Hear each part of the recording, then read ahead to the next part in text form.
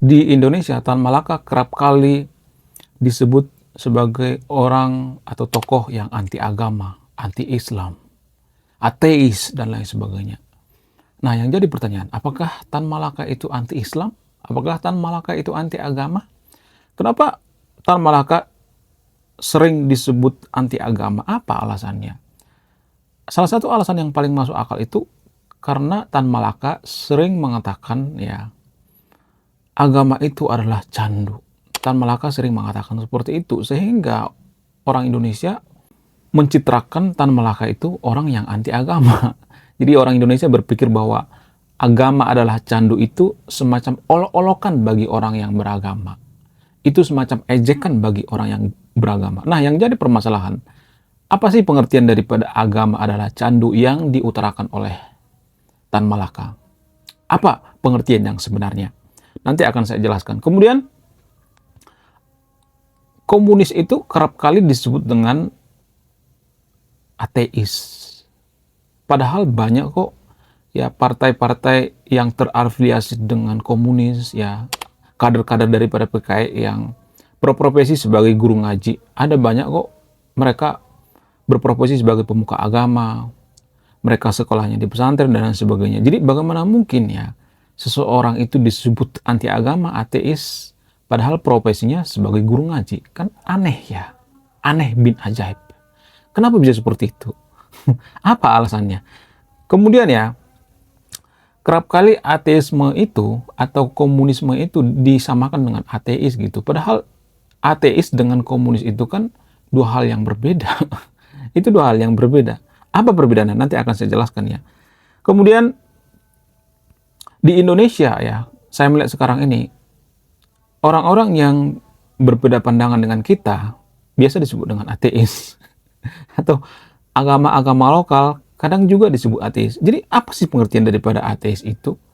Ya, jadi di sini saya tidak membela PKI ya. Kalau saya mengatakan bahwa Tan Malaka itulah sosok yang sangat agamis, ya tidak bertentangan dengan agama dan lain sebagainya. Kalau saya mengatakan seperti itu, pasti banyak yang beranggapan bahwa saya sedang membela PKI. Pasti saya ya sering disebut cucu PKI gitu ya. Dasar komunis lu, PKI lu, dan lain sebagainya. Jadi jangan seperti itu loh ya, jangan seujon gitu. Agama juga mengajarkan jangan langsung seujon. Jadi dengarkan dulu penjelasan saya, apakah komunis itu bertentangan dengan agama? Lalu bagaimana dengan negara-negara komunis seperti Vietnam, China? Kenapa mereka bisa maju seperti sekarang ini? Kalau komunis itu jahat, kenapa China bisa maju? Kalau komunis itu jahat, kenapa Vietnam bisa maju? Jadi kenapa sih komunis itu selalu difitnah ya? Bukan berarti saya berpihak pada komunis ya. Saya tidak nyuruh yang nonton video untuk jadi gabung partai PKI, enggak. Bukan itu tujuan saya. Tapi kalau misalnya ada yang mengatakan ya, PKI itu di Indonesia kan citranya negatif. Ya, saya akui itu. Saya tidak mendukung yang dilakukan oleh PKI terhadap 7 jenderal di masa lalu. Saya tidak mendukung itu ya. Dan menurut saya itu murni konflik politik ya.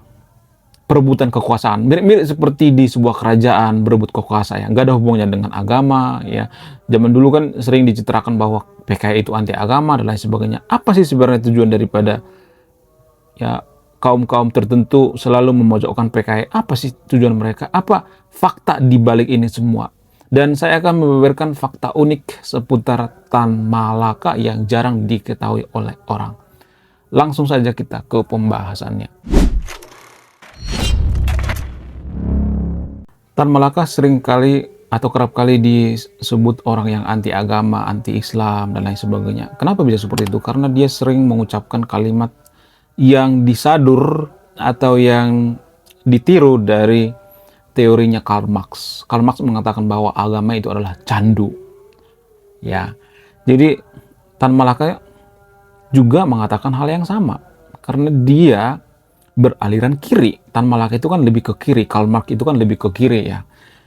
Nah, ketika Tan Malaka mengatakan bahwa agama itu adalah candu, maka orang-orang Indonesia seringkali ya menafsirkan bahwa Tan Malaka itu anti agama. Padahal pengertian daripada agama adalah candu itu artinya adalah, ini sering salah kaprah ya. Artinya Seringkali agama itu dijadikan sebagai alat peninabobo, ya, alat untuk melupakan masalah-masalah ketidakadilan, ya. Contoh misalnya ya, di Indonesia ada masalah korupsi misalnya.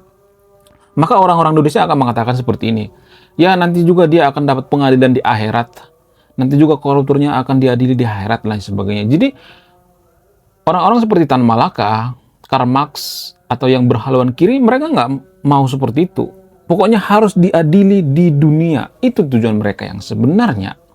Jadi bukan berarti mereka membenci agama ya. Bagaimana mungkin Tan Malaka disebut orang yang membenci agama sementara dia hafal Quran, ya, sebagian ayat Quran dia hafal kok. Itu berdasarkan data ya.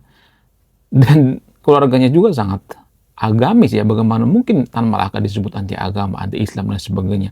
Jadi itu sebenarnya tujuan daripada Tan Malaka. Ya, selain daripada mengkritik agama, ini sebenarnya mengkritik agama ya, dan mengkritik pemuka agama, karena seringkali agama itu dijadikan sebagai tameng ya, untuk menutupi kemunafikannya. Seperti yang terjadi di Konoha ya. Ada kasus-kasus di pesantren, kemudian politik identitas, ya, kemudian para politisi-politisi menggunakan agama untuk kepentingan pribadinya, ya, mereka bertransaksi, mereka menjual suara atas nama agama dan sebagainya. Pokoknya agama dimanfaatkan, dan ini yang tidak disukai oleh Tan Malaka, sehingga dia mengatakan bahwa agama itu adalah candu. Bukan berarti dia benci agama ya, tapi agama dijadikan alat penenang. Kalau ada ketidakadilan, ya, pejabatnya bobrok dan lain sebagainya, pemuka agamanya bobrok, pemuka agamanya ya melakukan seperti yang terjadi di kasus-kasus pesantren di Indonesia, maka agama dijadikan alat penenang. Ya, itu yang ditentang oleh Tan Malaka. Jadi kalau kita berpikir secara holistik ya, atau secara luas ya, sebelum Anda menghujat bahwa komunis itu sesat, komunis itu kafir, komunis itu nggak benar dan sebagainya, coba kita berkaca dengan negara-negara seperti China, Vietnam, dan lain sebagainya yang berhaluan komunis ya. Ya, masih adalah bibit-bibit komunis ya, walaupun mereka tidak 100% komunis ya.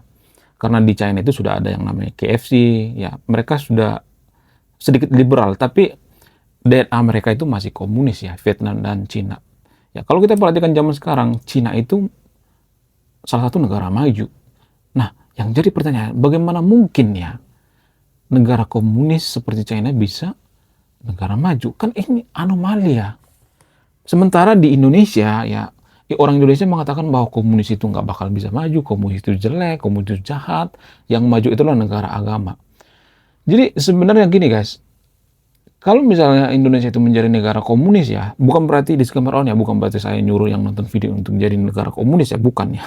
Untuk menggaungkan negara komunis, bukan ya. Tapi kalau Indonesia itu menjadi negara komunis itu ya, seperti China dan Vietnam, maka pemuka agama itu harus tunduk kepada kepala negara. Itu poin yang paling penting ya, kalau ya di negara komunis. Sama seperti di China misalnya. Pemuka agama harus tunduk terhadap kepala negara. Beda dengan di Indonesia. Indonesia itu malah kepala negara yang tunduk terhadap pemuka agama. Sehingga pemuka agama di Indonesia itu sewenang-wenang. Nggak semuanya ya. Kalau misalnya ada yang mengatakan menjeralisir, ya, saya tidak menjeralisir. Tapi rata-rata kebanyakan pemuka agama seperti itu di Konoha. Kalau misalnya ada sebagian pemuka agama yang bagus, itu kan cuma minoritas. Jadi kita mengambil berdasarkan rata-rata. Data itu berdasarkan rata-rata umumnya ya. Jadi saya harus sering disclaimer ya, karena banyak orang yang menyalahartikannya. Oh, kamu terlalu menjelaskan dan lain sebagainya. Enggak ya.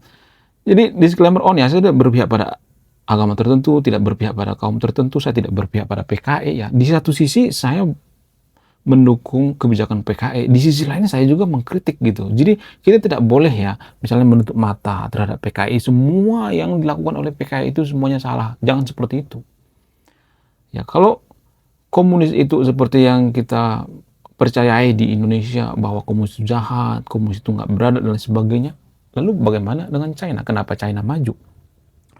Jadi gini guys, apa kelebihan dan kelemahan daripada negara komunis? Kelebihan daripada negara komunis itu ya, kepala negara itu berhak atas segalanya. Sama seperti Xi Jinping misalnya.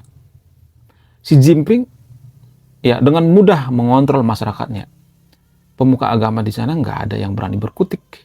Karena apa? Karena seringkali ya ini yang ditakuti oleh pemuka-pemuka agama. Kenapa mereka takut dengan negara komunis?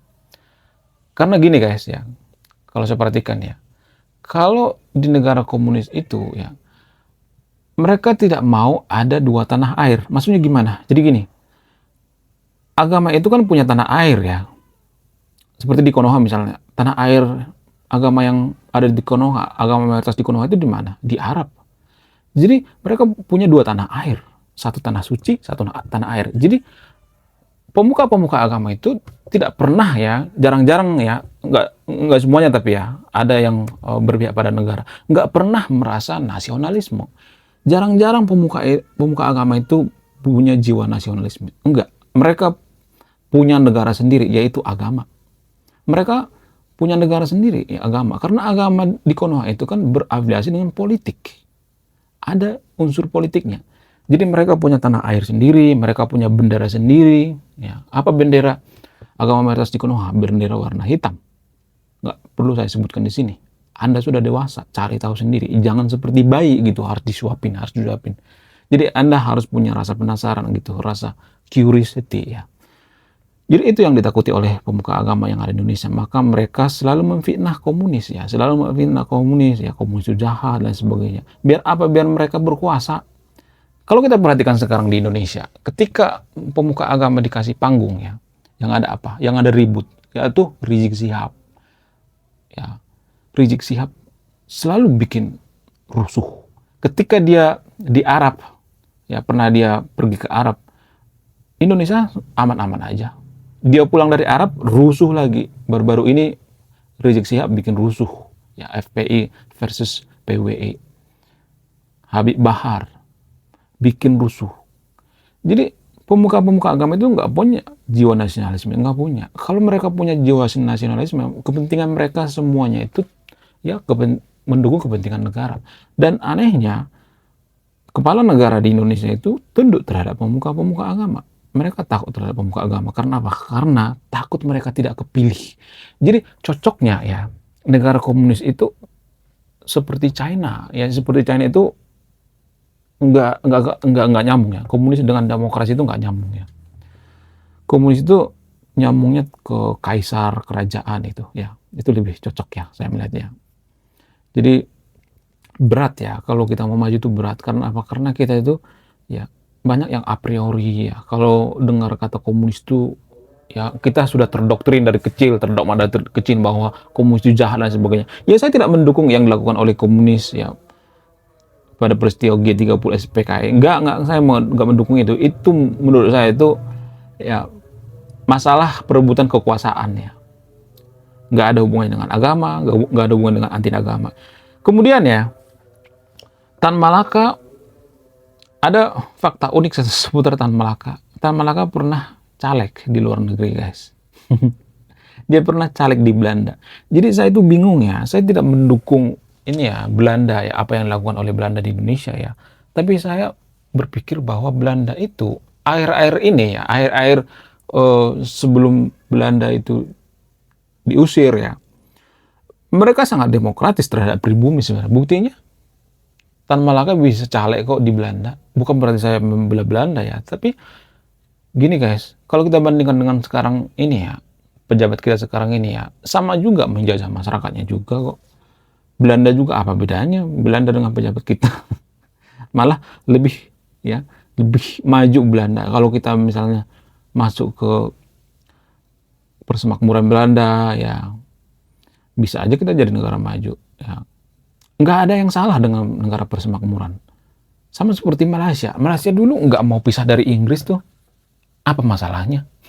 Jadi pemikirannya jangan terlalu sempit ya. Apa masalahnya? Bahkan Inggris dulu mengatakan, kalian merdeka aja, pisah aja. Inggris nggak mau tuh. Jadi negara persemakmuran itu kalau tujuannya baik, kenapa enggak? Ya. Tapi di Konoha, ya, kenapa Belanda itu cepat-cepat diusir? Ya, karena apa? Karena tidak seiman, itu aja sih sebenarnya. Kalau Belanda itu seiman dengan kita, maka kita akan mengatakan, "Oh, Belanda itu kakak tertua. Oh, Belanda itu bagus."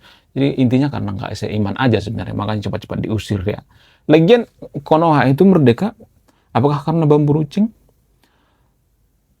Enggak terlalu sebenarnya. Menurut saya pribadi enggak terlalu ya. Enggak, kita terlalu mengandalkan bambu runcing. Yang paling berpengaruh itu adalah Amerika. Karena Amerika memborbardir Jepang. Karena Amerika menggertak Belanda untuk tidak menjajah Indonesia lagi. Itu sebenarnya. Cuman kita aja nggak mau berterima kasih dengan Amerika ya. Kembali ke Tan Malaka. Sosok Tan Malaka yang sangat-sangat yang menurut saya itu sangat-sangat kontroversi ya.